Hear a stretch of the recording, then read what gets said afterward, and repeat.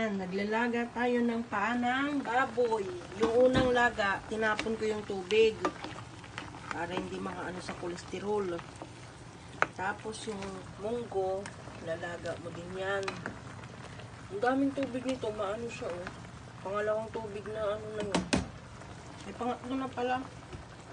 Yung ano guys, ginisa natin sa bawang, sibuyas, ang ating sahog.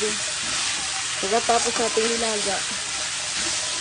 Kasi ito yung ating munggo na grabe yung munggo ng Vietnam. Ano siya? Sobrang, parang malagkit na. Anong tawag doon?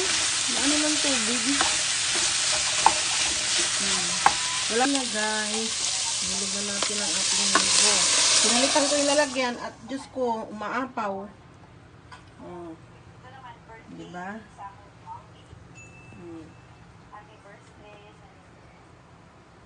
Maapaw siya.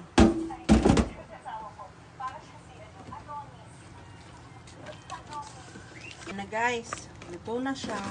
Lulog nyo na to. Nilagyan ko na rin ng choco asin yan. Ganyan lang. Pakuluan nyo lang yan. Tapos patayin nyo na. Oh. Di ba?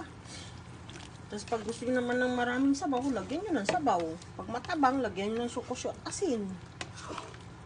Hindi ako nagamit ng mga magic sarap na. Hindi ako gumagamit yan.